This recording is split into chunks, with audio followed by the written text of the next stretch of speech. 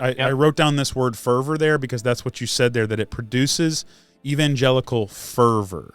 That kind of fervor can create a pressure that's hard to receive, and it actually doesn't make the person more likely. But if you have a sense that we've got to extract a confession, like under the threat of ultimate punishment, is that even a faith response? No. That's just a hostage situation in my mind. And your confession becomes the video that you got to read the right thing with the gun to your head. So for some, the fervor comes from, like, they really love you and they want to avert you from this disaster. Well, we believe that too. Like, I just don't believe I need it to be eternal conscious torment. How about just people are already in hell and they're in so much pain right now, Yeah. and knowing Jesus would take them from perishing to eternal life now, immediately, never mind about when they die. So I don't feel like I have less fervor about it, but what I don't have is a dirty little secret about a nasty God behind me. Continue on, because you were going straight into annihilationism. We're putting flesh onto these three diverse, the topic of hell.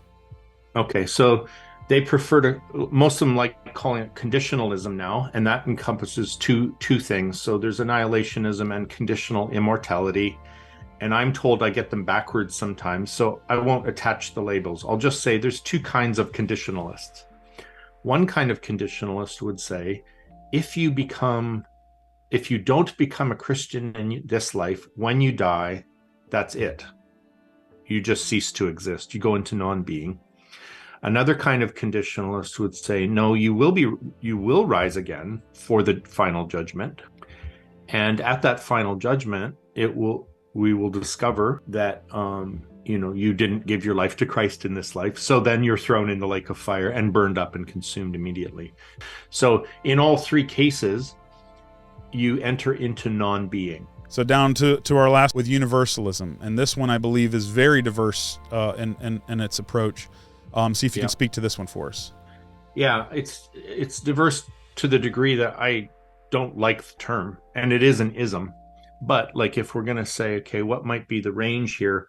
Pop universalism, which I believe has become dominant, basically says everyone gets in no matter what.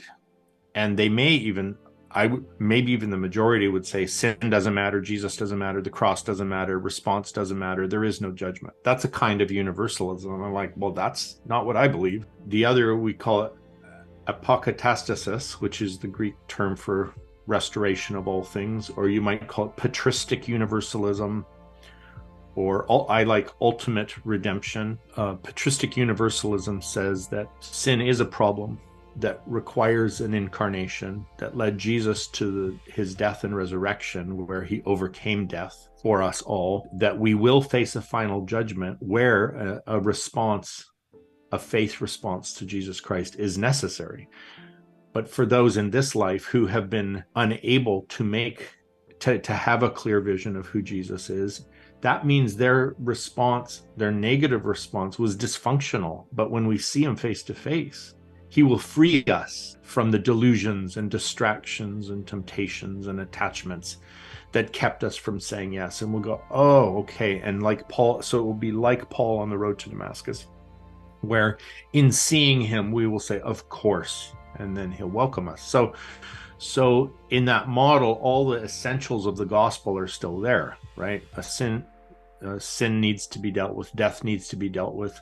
The incarnation, the death and resurrection of Christ are absolutely necessary. And yes, after death, there's a judgment, and every knee will bow and tongue will confess. That's the willing faith response. So